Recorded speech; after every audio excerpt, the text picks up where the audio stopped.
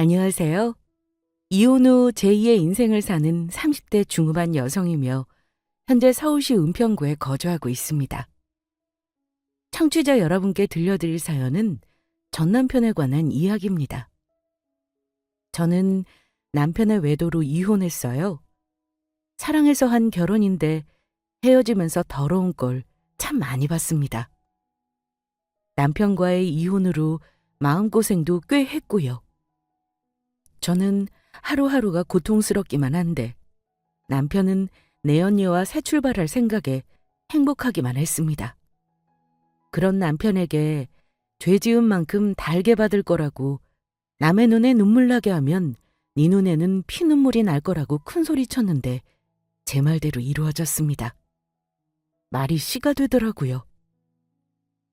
사람은 죄 짓고 못 산다는 말이 사실인가 봐요. 바람 피운 전 남편의 인생은 나락으로 떨어졌고 지금은 거지 신세예요. 반면에 저는 많은 돈으로 떵떵거리며 잘 살고 있습니다. 물론 이렇게 되기까지 그분의 도움이 컸지만 말이죠. 배우자를 배신하고 외도한 대가가 어느 정도인지 알려드리고 잊지 못할 그분을 기억할 겸 사연 보냈습니다. 그럼 제 이야기 시작할게요. 남편과는 1년 넘게 연애하다가 결혼했습니다. 결혼 전에 아이를 갖게 되었고 배가 불러오기 전에 부랴부랴 식을 올렸어요. 준비된 상황에서 결혼한 게 아니었기 때문에 신혼집을 구할 처지가 못 됐고 자연스럽게 시댁살이가 시작되었습니다. 마침 시댁은 우리가 들어가 살아도 문제 없을 정도로 방도 많고 평수도 넓었거든요. 그런 저를 친구들이 많이 걱정해주곤 했습니다.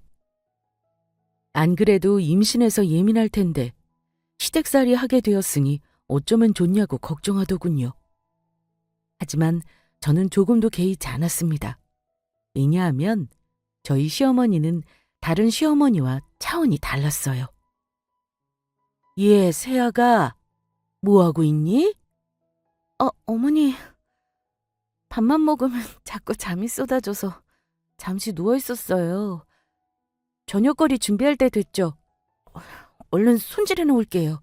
아유, 와서 일하라고 부른 게 아니라 잘 쉬고 있나 궁금해서 들여다본 거야. 저번부터 느낀 건데 내가 불편하니? 네? 불편하기보다는 하긴 아무래도 시어머니랑 같이 사니까 불편하기도 하고 어렵기도 하겠지. 나는 말이다. 며느리한테 시어머니 노릇하고 싶은 마음 조금도 없어. 그러니 내 눈치 보지 말고 편하게 지내렴. 애엄마 마음이 편해야 뱃속에 있는 아이도 편한 것 아니니. 힘들거나 졸리면 언제든지 쉬어도 돼. 너한테 집안일 하라고 강요 안 한다. 뭐 필요한 거나 먹고 싶은 거 있으면 어려워하지 말고 바로바로 말해. 알겠지? 처음 시댁살이를 시작하면서 얼마나 긴장했는지 모릅니다. 어머니는 그럴 것 없다며 편히 지내라고 하셨지만 괜히 눈치가 보이더라고요. 그래서 제 딴에 할 수 있는 일 찾아서 하기도 하고 어머님 눈에 들려고 노력했던 것 같아요. 애써 그럴 필요가 없었는데도 말이죠. 어머님은 정말 좋으신 분이셨습니다. 드라마에서 보면 며느리 못 잡아먹어서 안달난 시어머니들 많잖아요. 저 역시 미디어나 이야기로 많이 접해봐서 그런지 시어머니에 관한 두려움이 살짝 있었어요. 그런데 저희 시어머니는 제가 아는 시어머니의 모습과는 정말 달랐습니다. 완전 정반대의 모습이었어요. 화 한 번 내시는 모습을 본 적이 없었고 제가 편히 지낼 수 있도록 살뜰히 챙겨주셨습니다. 임신하면 잘 먹고 쉬어야 한다고 힘든 일은 다 본인이 하시고 저를 많이 위해 주셨죠. 임신해 있는 내내 어머님 덕에 편히 태교하며 출산 준비에 전념할 수 있었습니다. 그리고 10달 후 건강한 아들을 출산했는데 그때 어머님이 제게 해주신 행동을 아직도 잊지 못해요. 엄마, 우리 아들 봤어? 아이, 좀 봐봐. 눈이랑 코 나 쏙 빼닮은 것 같지? 벌써 내 얼굴이 보인다니까. 누가 내 아들 아니랄까 봐. 아이를 낳고 저는 기진맥진한 상태로 병실 침대에 누워 있었어요. 남편은 그저 제게 수고했다는 말 한마디조차 없었고 대수롭지 않게 여겼습니다. 그저 태어난 아이만 연신 쳐다보며 좋아라 하고 있었죠. 그때 어머니는 물수건을 물에 적셔서 제 입에 물려주셨어요. 그리고는 따스한 손길로 제 머리를 쓰다듬어 주셨죠. 목마를 텐데 이렇게라도 갈증 좀 물리렴. 아이고, 얼마나 힘들었을까. 고생했다. 어머니, 많이 힘들었지? 그래, 이제 다 끝났어. 다른 거 생각 말고 너는 그저 몸조리 하는 것만 생각하렴. 조리원 나가서도 내가 잘 보살펴주마. 아, 엄마, 이리 와서 우리 아들 좀 보라니까. 아까 많이 봤어. 지금 네 마누라는 물 한 모금도 제대로 못 마시고 이러고 있는데 걱정도 안 되니? 아니, 뭐 간호사랑 의사가 괜찮다고 했잖아. 시간 지나면 기운 차릴 텐데 뭐. 말 한마디라도 수고했다. 따스하게 손잡아주면 어디 덧나냐? 아, 여긴 제 아빠랑 똑같아서는. 그러지 말고 이리 와서 네 아내나 챙겨. 애 낳는 게 얼마나 힘든 줄 알아? 이럴 때 나보다 남편이 먼저 챙겨야 하는 법이야.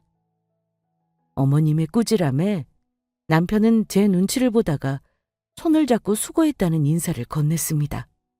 어머님은 그런 남편을 보고 못마땅하다는 듯 한숨을 내쉬셨고요. 이날 이후 남편은 아기한테 푹 빠져서 정신없었습니다. 저는 안중에도 없었고 챙겨주는 건 오로지 어머님밖에 없었어요. 조리원을 나온 후에도 저를 지극정성으로 보살펴 주셨습니다. 그 모습을 보니 참 죄송스럽더라고요. 저 조리하는 거 도와주시고 집안일에 육아까지. 제게는 그저 편히 쉬라고 배려해 주시는데 감사하면서도 죄송스러웠어요. 그래서 뭐라도 도와드리려고 하면 한사코 말리셨습니다. 그러다 그만 울컥 눈물이 흐르고 말았어요.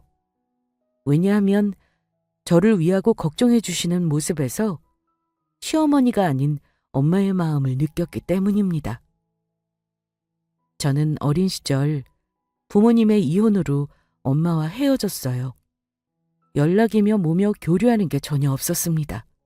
그래서 엄마의 정이 뭔지 잘 몰랐고 목말라 있었는데 어머님께서 엄마처럼 챙겨주시니 저도 모르게 감동하고 말았어요. 아이고, 왜 또 일어나고 그래? 그냥 누워서 편히 쉬라니까. 여자는 이때 몸 관리 잘해야 돼. 그래야 나이 먹고 고생 안 하지. 그래도 어떻게 그래요. 어머니 혼자 고생하시는 게 죄송스럽기만 한데. 글쎄 나는 괜찮대도. 집안일 처음 해보는 것도 아니고 술술 쉬면서 하고 있으니까 걱정할 거 없어. 필요한 거 있으면 일어나지 말고 나한테 말만 하렴. 출출하면 뭐 먹을 것 좀 가져다 줄까? 어머니, 저한테 왜 이렇게 잘해주세요? 꼭 엄마처럼. 내가 너를 딸처럼 생각해서 그런가 보네. 네? 딸이요? 너나 나나 한 가지씩 없는 게 똑같잖니. 너는 엄마가 없고 나는 딸이 없고. 원래 나는 딸 하나 낳는 게 소원이었거든. 어렵게 겨우 임신했는데 아들이더라고. 더 이상 임신은 힘들어서 아들 하나만 보고 잘 키웠지만 마음 한구석에서 딸에 대한 미련이 남아있었나 봐. 그래서 나중에 아들이 결혼하면 며느리를 딸로 삼아야겠다고 생각했어. 그러다 네가 엄마 없이 자랐다는 걸 알게 되었지. 그때 이런 생각이 들더구나. 너를 만나게 해주려고 하늘이 내게 딸을 주지 않으셨구나 라는 생각 말이야. 널 딱 본 순간 한눈에 알겠더라고. 엄마의 사랑이 그리운 아이라는 걸. 그래서 그날 결심했지. 내가 너의 엄마가 되어주기로 말이다. 엄마요? 어머니. 어릴 때 엄마와 헤어지게 되면서 그날 이후 엄마란 글자를 잊고 살았습니다. 아니, 저와는 상관없는 단어라 여겼죠. 그러다 어머님을 통해서 이게 정말 엄마의 품이구나라는 걸 깨닫게 된 것 같아요. 엄마라는 단어에 아무런 감흥이 없었던 저는 어머님이 바꿔놓으셨습니다. 마음이 담긴 따스한 말 한마디에 그만 눈물을 쏟고 말았어요. 어머니는 제 눈물을 닦아주시고는 손을 따스하게 잡아주셨습니다. 울기는 왜 울어? 가뜩이나 몸조리 하느라 얼굴이 말도 아닌데. 딸을 키워본 적이 없어서 내가 많이 부족하지만 우리 앞으로 고부 사이 말고 모녀 사이로 지내자꾸나. 그러니까 앞으로 눈치 볼 거 없어. 힘들면 힘들다고 팍팍 티도 내고 내 집이라 생각하고 편히 지내. 알겠지? 엄마 없이 자라서 투정 부리는 게 낯설기도 하겠지만 내 버릇해야 해. 그래야 속에 응어러진 게 없지. 원래 엄마는 투정 받아주는 사람이야. 아이고, 내 정신 좀 봐. 가스불에 죽 흘리고 왔는데 가봐야겠다. 편히 누워서 쉬어. 내가 얼른 죽 가져오마. 참 따뜻한 사람이에요. 세상에 이런 시어머니가 또 있을까요? 말로만 딸처럼 생각하는 시어머니들과는 차원이 달랐습니다. 우리 어머니는 정말 저를 딸처럼 아껴주고 사랑해 주셨어요. 정말 말로 다 담을 수 없을 만큼 큰 사랑을 받았습니다. 너무도 큰 감동을 하여서 이날 이후 저도 어머님을 친엄마로 생각하며 모셨어요. 서로 살뜰히 챙기고 아껴주면서 말이죠. 남들은 그런 우리를 보고 정말 친모녀 사이인 줄 착각할 정도였습니다. 그렇게 어머님과 저는 서로를 생각하는 마음이 일반 고부 사이를 초월하게 되었어요. 오죽하면 남편이 질투할 정도였죠. 한 번은 어머님이 시댁살이 하는 거 불편하지 않냐고 본인이 나가 살 집을 마련해 주신다고 하셨어요. 원래 결혼할 때 바로 집을 얻어줄까 고민도 했지만 애 낳고 육아며 집안일이며 혼자서 힘들어할 게 뻔했다고 하셨어요. 그래서 본인이 데리고 있으면서 저를 보살펴주고 싶으셨대요. 엄마라도 있으면 도움을 받겠지만 그렇지 않으니까 도와줄 리는 본인밖에 없었다고 생각하셨답니다. 이제는 큰 도움 받지 않아도 되니까 나가 살아도 될 것 같다면서 같이 집을 보러 가자고 하셨어요. 그래서 저는 조금의 망설임도 없이 싫다고 거절했습니다. 아니, 집을 얻어준다는데 왜 싫다는 거야? 저는 어머님이랑 이렇게 같이 지내는 게 좋아요. 가까운 곳에 얻어서 자주 왕래하면 되지. 자주 왕래하는 것보다 그냥 집에서 같이 지내고 싶은걸요? 왜요, 어머니? 이제 저 귀찮으세요? 아이, 그럴 리가. 내 딴에는 네가 불편할까 봐 그러지. 애도 태어났는데 따로 나가서 오롯이 너희 가정을 꾸리고 싶지 않을까 싶어서. 에이, 그런 거 없어요. 집이 이렇게 큰데 무슨 걱정이에요? 그리고 무엇보다 저는 어머님이랑 떨어지기 싫어요. 나가 살면 저만 손해죠? 그럼 제가 집안일 다 해야 하는걸요? 뭐? 농담이에요.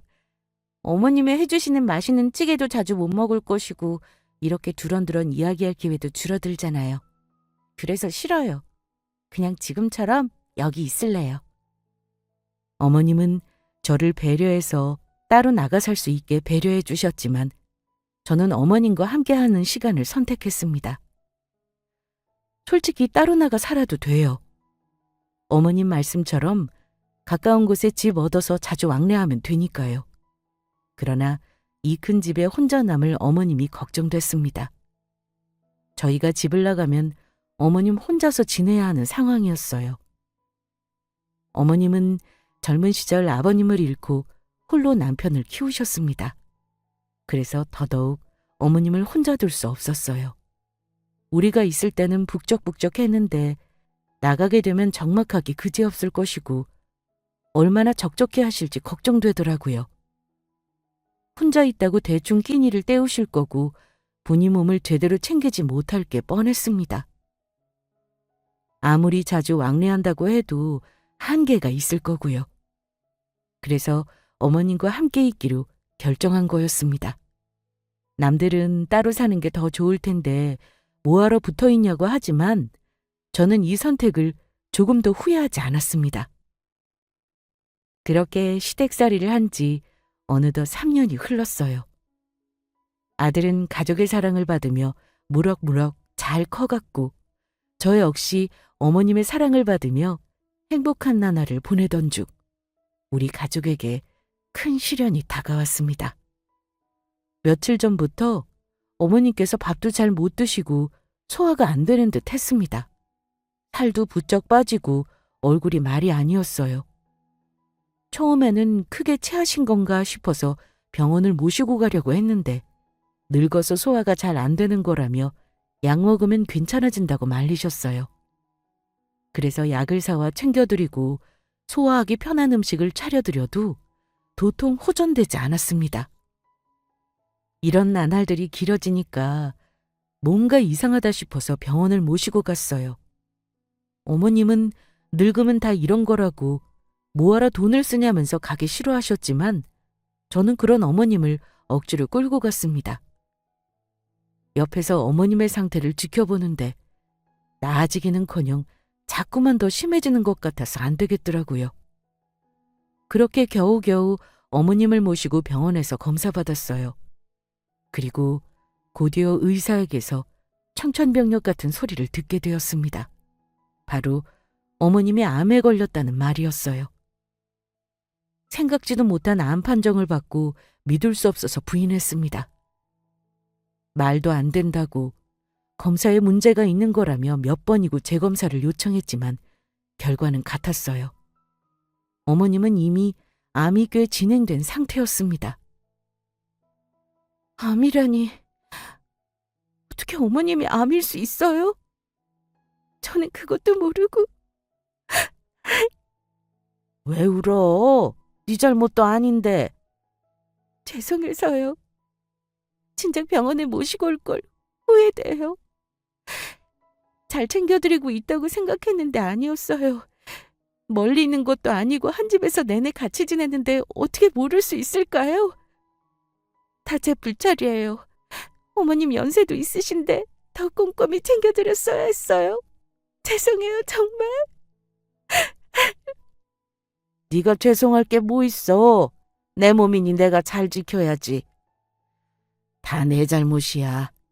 사실 얼마 전부터 몸이 이상하다고 느껴지기는 했어. 속이 쓰리게 아프기도 하고 소화도 잘 안 되고. 종종 그랬었는데 그냥 그런가 보다 하고 넘겼지. 늙으면 다 이런 거라고 생각하면서 내가 내 몸을 잘 돌보지 못한 거지. 잘못한 건 바로 나야. 그러니 네가 미안해할 거 없어. 아프면 아프다 말씀하시지. 제가 말씀드렸잖아요. 작은 거라도 숨기지 말고 이상하다 싶으면 바로 말해달라고. 의사 말로는 많이 아팠을 거라는데 그동안 아픈 티 못 내고 참으신 거잖아요. 왜 그러셨어요? 원래 늙으면 여기저기 아프니까 대수롭지 않게 여겼어. 그러다 나중에 뭔가 이상하다는 걸 느끼게 된 후부터는 말하기 겁나더라고. 괜히 너희들 걱정시키고 싶지 않았고. 내가 정말 큰 병에 걸린 걸까봐 무섭기도 했거든. 진실을 마주할 자신이 없어서 들추지 않았는데. 내가 참 어리석었지. 이게 뭐라고. 그냥 받아들이면 끝인데. 아유, 이제는 속 시원하다. 이유도 모르고 아플 때는 답답했는데 다 알고 나니까 별일 아니다 싶네. 이래주구나 저래주구나 어차피 죽는 건 매한가지인데 말이야.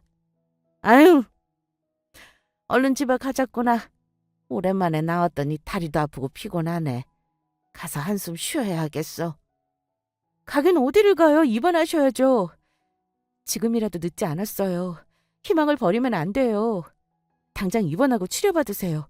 그리고 다시 제 앞에서 죽는다는 소리 하지 마세요. 입원은 무슨... 다 귀찮아. 그냥 집에서 좀 쉬고 싶구나. 병원에 입원한다고 달라질 게 없는데 뭐하러 여기 있니? 그럴 바에는 내 집에서 너희들이랑 시간 보내다 편히 눈 감으련다. 어머니 좀 고집 부리지 좀 마세요. 저 어머니 포기 안 했어요. 아니 못해요. 그러니까 어머니도 포기하지 마세요. 의사도 아직 포기할 단계는 아니라고 했으니까 병원에서 치료받고 좋은 거 챙겨 드시면서 운동하면 괜찮아질 거예요. 그깟 남이 뭐라고 기죽을 거 하나도 없어요. 제가 어머니 꼭 살릴 거예요. 뭐하러 그래? 너만 고생이지. 내 나이가 몇인데 어차피 늙으면 다 죽는 걸. 그냥 집에서 너희들이랑 있을래. 병원 밥 먹기도 싫고 여기 있기 싫어. 혹시라도 잘못되어 죽으면 이 시간이 너무도 아깝잖니. 글쎄 그런 말씀 좀 하지 마세요. 어머님이 죽기는 왜 죽어요? 병원에서 더 이상 치료받을 게 없는 것도 아닌데 왜 집에 가신다고 고집 부리는 거예요? 시간 지나면 통증만 더 심해질 거예요. 어머님은 또 안 아픈 척 이 악물고 참으실 거고 저희는 그걸 보면서 같이 고통스럽겠죠. 저희가 힘들기를 원하세요? 그런 건 아니지. 저희도 어머님이 힘들고 아픈 거 원하지 않아요. 그러니까 고집 그만 부리시고 입원하세요. 우리는 신경 쓰지 말고 이제는 어머님만 생각하셔야 해요. 그게 정 힘들면 저희를 위해서 입원하세요. 저희는 어머님 없으면 안 돼요. 언젠가는 해줘야 한다는 걸 알지만 아직은 안 돼요. 조금만 더 저희 곁에 계셔주세요. 이제야 엄마가 뭔지 알게 됐는데 어떻게 어머님을 보낼 수 있겠어요? 무엇보다 아무것도 못하고 떠나면 평생 후회로 남을 거예요. 저는 어머님의 손을 잡고 미친 듯이 울었습니다. 언젠가는 헤어진다는 걸 알지만 아직 마음의 준비를 못했거든요.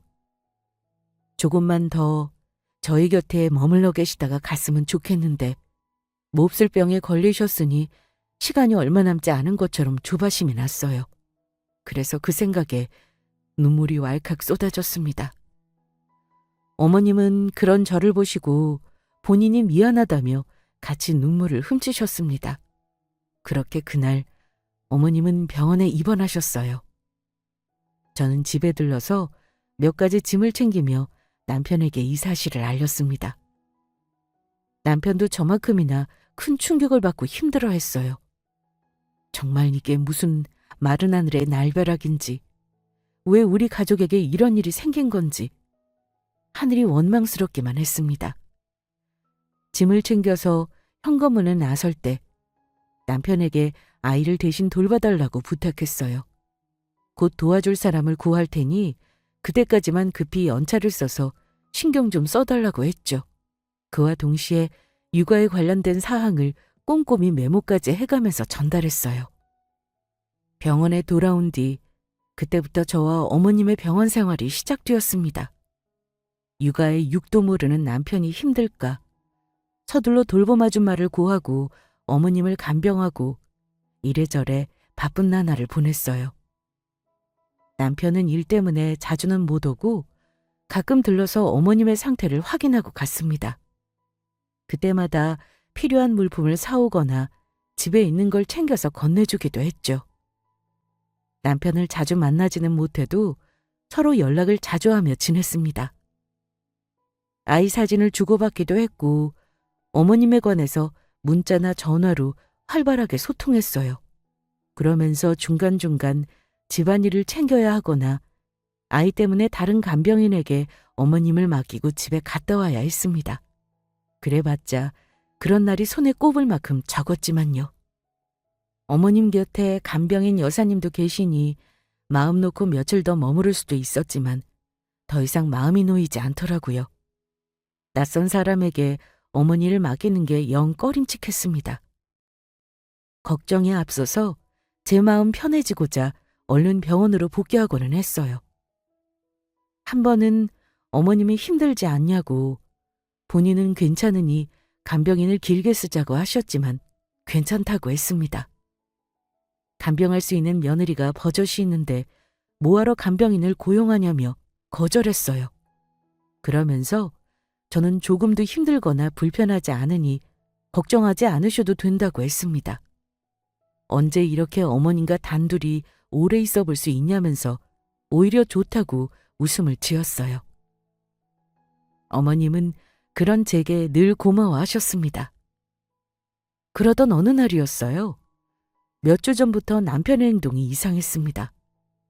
어머님을 끔찍이 생각하며 하루에도 몇 번씩 전화하고 문자를 하던 남편이 감감무소식이더라고요. 그래서 제가 먼저 연락하면 잘 받지 않는 날도 많아졌습니다. 그래도 일주일에 한 번씩 주말에는 되도록 병원에 들렀는데 어느 순간부터는 찾아오는 날이 잦아졌어요. 자기야, 왜 이렇게 전화가 안 돼? 무슨 일 있는 건 아니지? 무슨 일은 무슨. 그런 거 없어. 무슨 일이야? 부재중 엄청나게 와 있던데 엄마한테 무슨 일이라도 생긴 거야? 아니, 그런 건 아니고 요즘 연락이 통 안 돼서 무슨 일 있나 싶어서 전화한 거야. 무슨 전화를 이렇게나 많이 해. 그럴 시간에 엄마나 신경도 쓰지. 안 그래도 바쁜데 당신까지 왜 그래?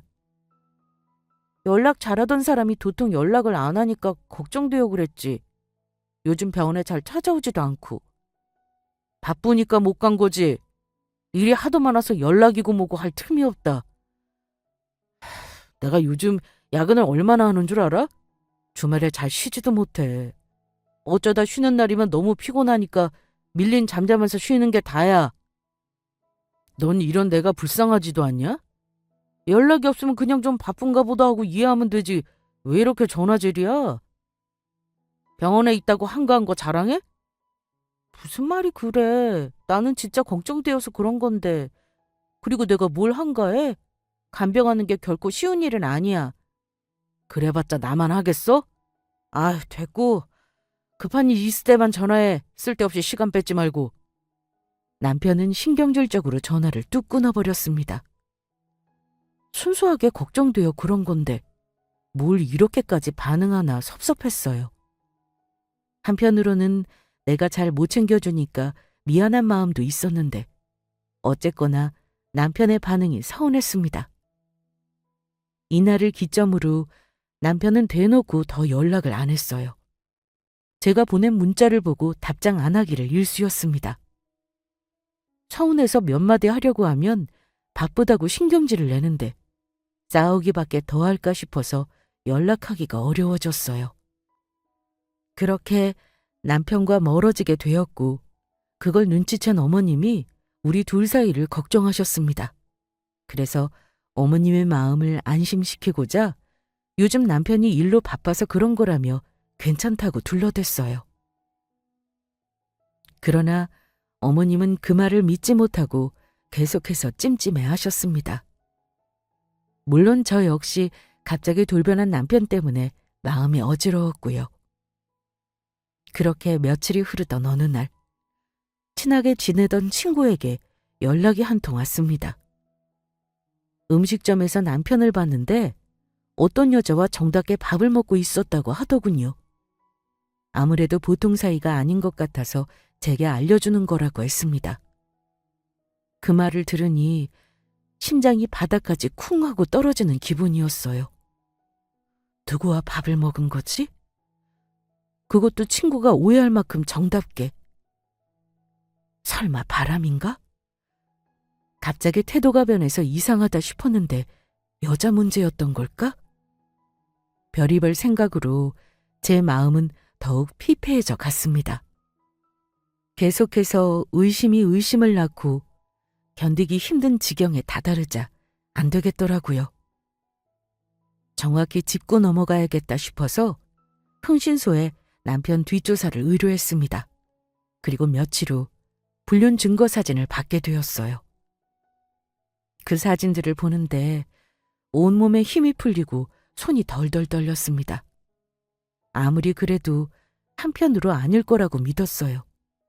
제발 내가 오해하는 거였으면 좋겠다고 간절히 바랐습니다. 그러나 불륜이 맞더군요. 마음이 무너져 내렸지만 차마 어머님 앞에서 티낼 수 없었습니다. 그래서 집에 일이 있어서 잠시 다녀오겠다고 아무렇지 않게 말씀드린 뒤 집에 와서 남편에게 사진을 들이밀었어요. 남편은 잠시 당황하더니 이내 불륜을 인정했습니다.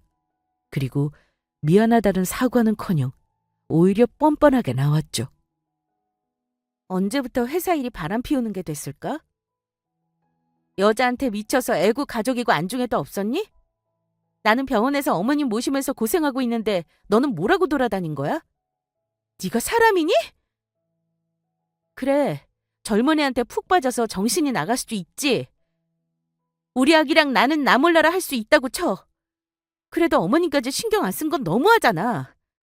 우리 아들 언제 오나 기다리시면서 한편으로는 바쁜 애 귀찮게 하는 걸까봐 차마 전화는 못하고 그저 전화기만 만지작거리셨어. 그런 어머님께 죄송스럽지도 않니? 넌 정말 사람 새끼도 아니야. 아무리 그 여자가 좋아도 그렇지 어떻게 어머님을 잊을 수 있어? 내가 간다고 뭐 달라져? 막말로 간다고 뭔 소용이야? 그래봤자 엄마 아픈 게 낫는 것도 아니잖아. 나 없어도 옆에 너 있는데 걱정할 게 뭐 있어? 어련히 알아서 잘할 텐데. 너 우리 엄마라면 끔찍하잖아. 자식인 나보다 더 지극정성인데 내가 걱정할 게 뭐 있냐? 그러면 뭐해? 내가 아무리 잘못해도 자식은 넌데. 아, 몰라. 어차피 이러나 저러나 곧 죽을 양반인데 뭐. 엄마한테는 미안하지만 오히려 빨리 돌아가시는 게 나을 수도 있어. 살아계시면 뭐해? 매일이 고통이라며. 이 정도 했는데 호전되는 것도 없잖아. 이쯤 되면 의사도 손 놓을걸? 우리 엄마 연세도 있으신데 살 가능성이 얼마나 되겠어. 괜히 돈만 퍼부는 꼴이지. 더 이상 고생할 필요 없이 깔끔하게 돌아가시고 나한테 재산 물려주시는 게 나아. 남편의 말을 듣고 더 이상 참을 수 없었어요. 뻔뻔한 남편의 태도에 없던 화도 치솟을 지경이었습니다. 그래서 바로 뺨을 한 대 때렸죠. 너는 진짜 사람 새끼도 아니다. 적어도 짐승은 키워준 은혜라도 알지. 넌 갱생 불가능한 쓰레기야. 더 이상 너랑 긴 말할 필요도 없겠다. 이혼하자. 바람 피운 거 안 순간 너랑 같이 살 생각 없었어. 내 새끼한테도 너 같은 아빠 필요 없어. 그래, 이혼하자. 피차 바라던 바야. 이혼 안 해준다고 버티면 어쩌나 걱정이었는데 다행이네. 대신 어머니 모르게 조용히 이혼할 거야. 안 그래도 몸 안 좋으신데 너 같은 놈 때문에 더 힘들게 하고 싶지 않아. 이혼장 작성해서 보낼 테니까 그런 줄 알아. 그리고 그 여자한테 전해. 곧 상간녀 소송 걸 테니 미리 합의금 준비해 놓으라고. 남편 앞에서는 굳센 척 굴었지만 집을 나옴과 동시에 온몸에 피가 빠져나가는 기분이었습니다.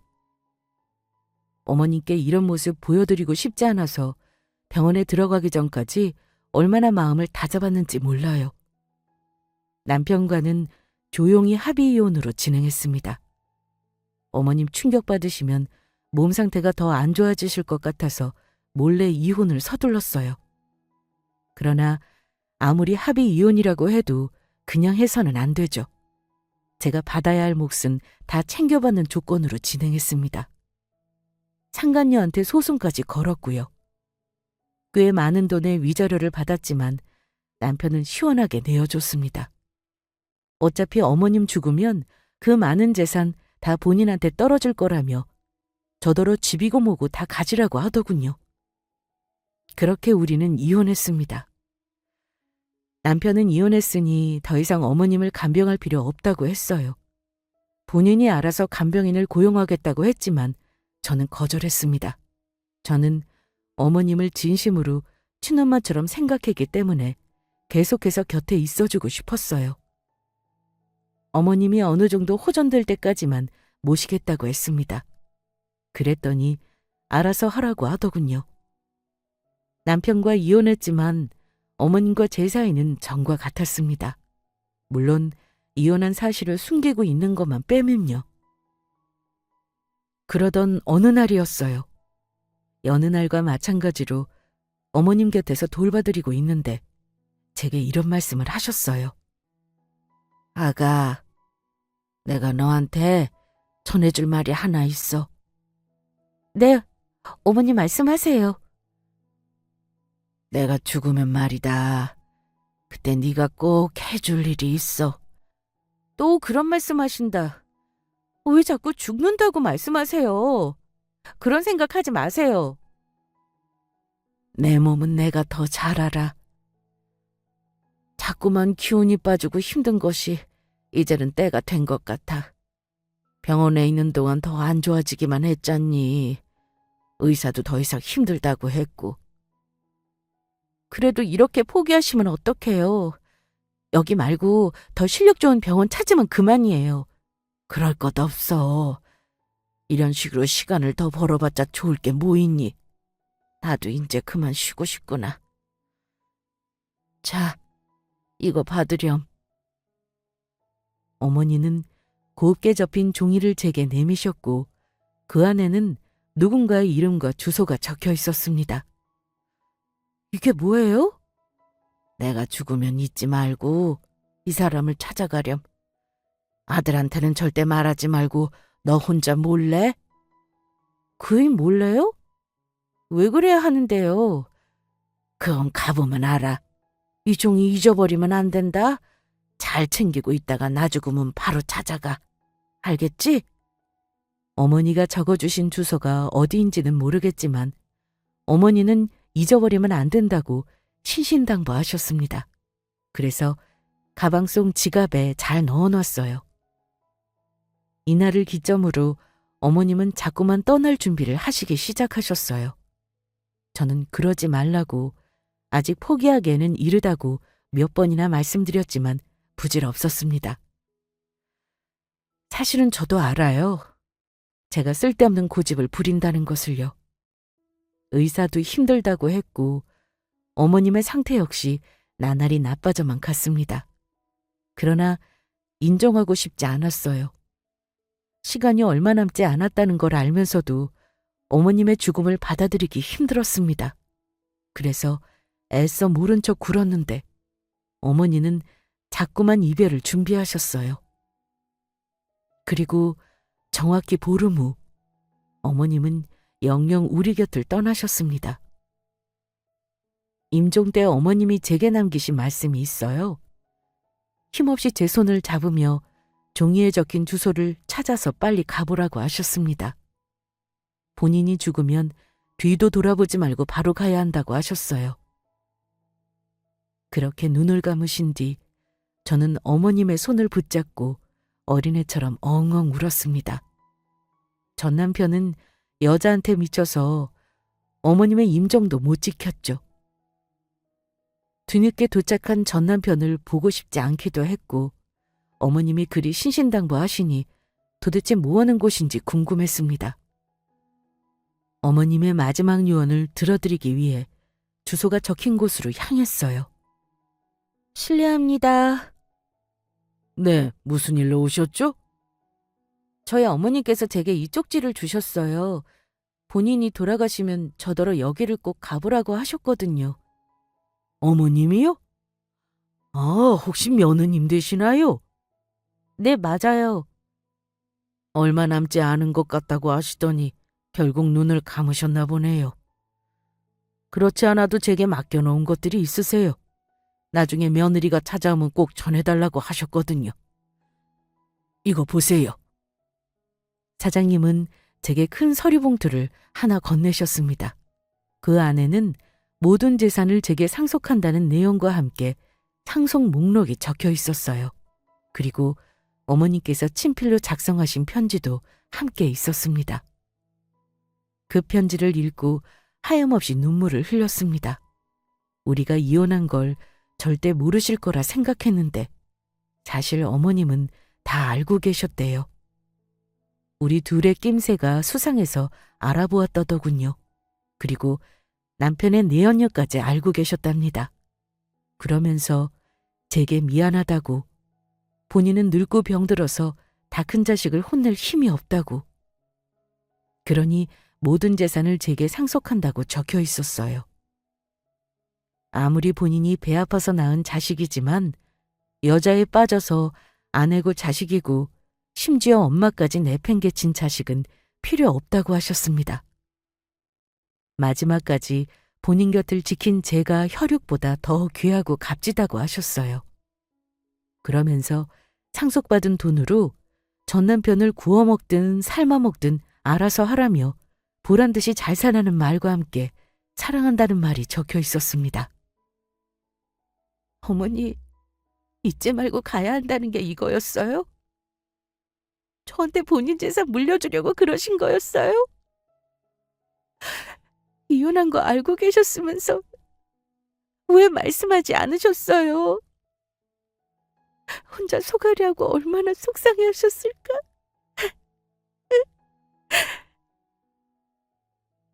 마음이 찢기는 고통이 어떤 건지 이때 처음 알았습니다.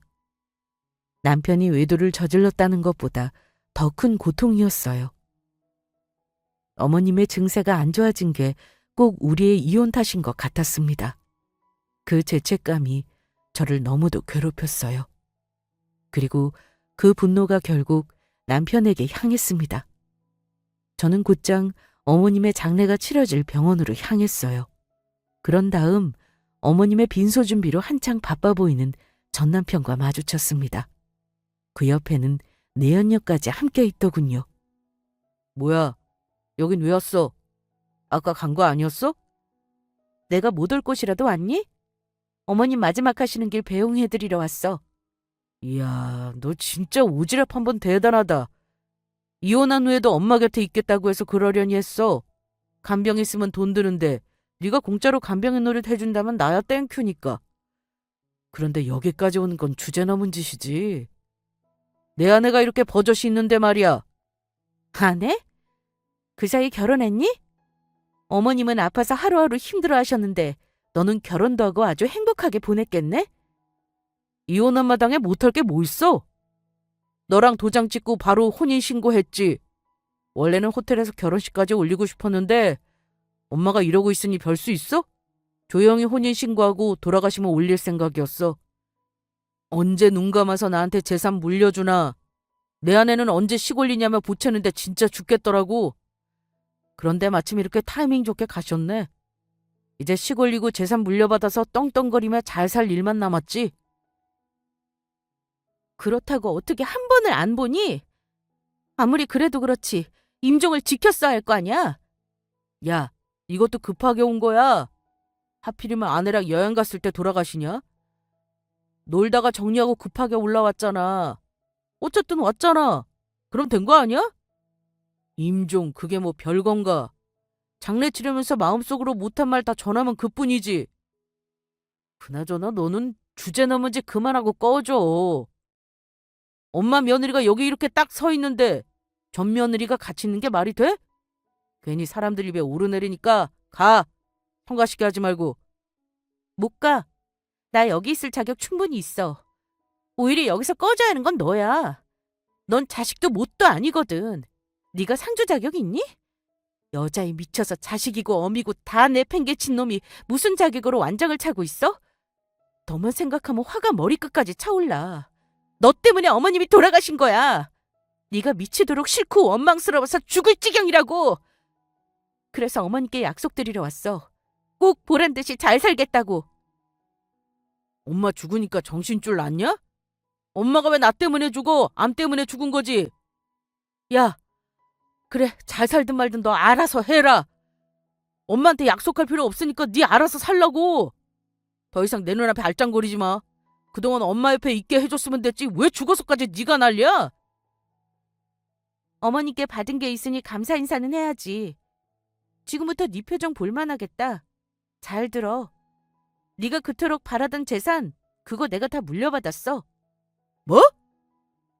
그게 뭔 개소리야? 어머님 다 알고 계셨어. 네가 바람피워서 우리들 이혼한 거. 여자에 미쳐서 가족 버린 놈 자식으로 취급 안 하시겠대. 나더러 너 보란 듯이 떵떵거리면서 행복하게 살라고 하셨거든. 그래서 꼭 그렇게 하겠다고 약속하러 왔어. 겸사겸사 감사하다는 인사도 드릴 겸. 뭐라고? 그게 진짜야? 엄마가 정말 너한테 그 많은 재산 다 물려주셨다고? 자식인 내가 아니라 너한테? 전 남편은 처음에 믿지 못하고 부정하다가 점차 표정이 일그러져 갔습니다. 그리고는 제가 하는 말들이 모두 진심이라는 걸 알아차렸죠.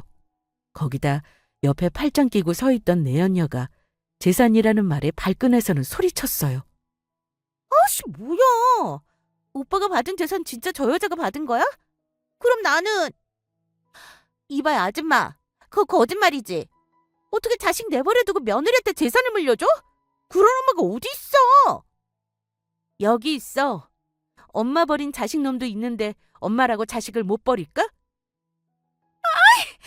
이거 사기 결혼이야. 재산 물려받으면 내가 하고 싶은 거 다 하게 해준다며. 비싼 고층 아파트에 살게 해주고 명품 가방 수두룩하게 채워준다고 했잖아. 외제차까지 뽑아주고. 그런데 이게 뭐야? 저 여자가 재산 다 물려받았는데 무슨 수로 아파트면 가방이면 사주냐고. 뭐? 야, 그게 내 잘못이야? 엄마가 이럴 줄은 몰랐지. 나도 피해자라고. 아씨 몰라. 내가 나이 많은 오빠랑 왜 결혼한 줄 알아? 돈 보고 결혼한 거야. 난 돈 없는 남자 세상에서 제일 싫어하거든. 오빠랑 같이 살면 돈으로 고생하지는 않겠다 싶어서 결혼했는데 말짱 꽝이네. 아주 제대로 똥 밟았어. 이건 명백한 사기 결혼이야. 위자료로 돈도 엄청 많이 줬잖아. 심지어 나도 상간녀 소송으로 3천이나 뜯겼다고. 재산 물려받으면 그거 다 보상해준다더니 이게 뭐야? 책임져. 당장 이혼할 거니까 그런 줄 알아.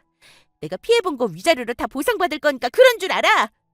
야, 이혼은 무슨? 너 그렇게 돈에 환장한 속물이었어?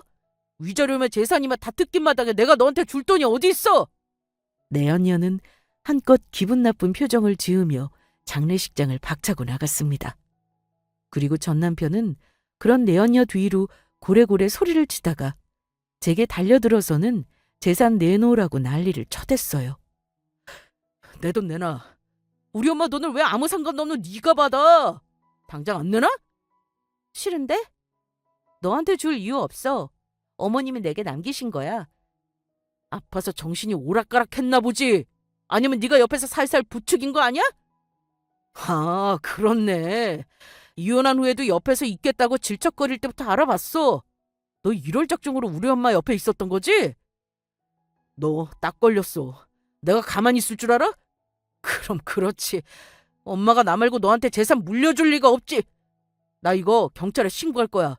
법정 싸움까지 갈 거니까 단단히 각오해. 어디 남의 밥그릇을 넘봐? 우리 엄마가 딸처럼 대해줬다고 지가 진짜 무슨 딸이라도 되는 줄 아나? 마음대로 해봐. 그래봤자 너만 손해니까. 법정까지 끌고 갈 돈도 없잖아 너. 뭐? 어머님의 아들 말고 내게 모든 재산을 다 물려주겠다고 친필로 작성하셨어. 변호사 통해서 공증까지 마쳤고 네가 무슨 짓을 해도 너한테 돌아갈 돈은 단 1원도 한 푼도 없다는 소리야. 알아듣니? 말도 안 돼. 어떻게 엄마가 나한테 이럴 수가 있어? 어떻게 하나뿐인 자식을 내버려두고 너한테 그 많은 돈을 다 물려줄 수 있냐고? 그러게 잘 좀 하지 그랬어. 나한테 못나게 구는 건 괜찮아. 그래도 어머님은 챙겼어야지. 너 때문에 어머님 돌아가신 거야. 우리 이혼한 거랑 네가 바람 피운 거 알고 충격받아서 상태가 더 나빠지신 거라고. 넌 아들 자격 없어. 난 어머님과 한 약속 반드시 지킬 거야. 너 보란 듯이 우리 아들하고 행복하게 떵떵거리면서 살 테니까 넌 어디 밑바닥에서 허우적거리며 하찮게 살아봐. 내가 꼭 지켜봐 줄게. 야, 너 어디가? 이리 와라! 저는 어머님의 영정사진을 보며 마음속으로 굳게 약속했습니다. 그리고 절규하는 전 남편을 내버려 두고 그곳을 빠져나왔어요. 장래 끝까지 잘 마무리하고 싶었지만 전 남편 때문에 그럴 수는 없었습니다. 그래서 나중에 어머님을 모신 곳에 찾아가서 따로 인사를 드렸죠. 그 뒤에도 여러 일이 있었습니다. 전 남편은 제 말이 사실인지 확인해 보려고 변호사를 만나본 모양이에요. 그러나 일어난 분도 돌려받을 수 없다는 현실에 충격을 받았는지 안 하던 짓을 하기 시작했습니다. 이번 일을 계기로 본인은 크게 반성하고 후회했다면서 다시 잘해보자고 했어요. 우리 둘 사이에 애도 있는데 합치는 게 더 좋지 않겠냐면서 안 하던 아들 생각까지 하더라고요. 그러나 그런 말도 안 되는 말에 넘어갈 제가 아니죠. 다시는 연락하지 말라고 끊어버렸습니다. 하도 귀찮게 굴어서 연락처까지 바꿨어요. 그 뒤로는 연락이 끊겼고 나중에 알게 된 사실인데 일용직을 하며 근근히 먹고 살고 있다고 들었습니다. 그러게 본인이 행실만 똑바로 했다면 이런 결말은 없었을 텐데 다 자업자득이죠. 저는 앞으로도 어머님과의 약속을 지켜나갈 생각입니다. 어머니, 하늘에서 우리 모자 잘 지켜봐 주세요. 그럼 지금까지 긴 사연 들어주셔서 감사합니다.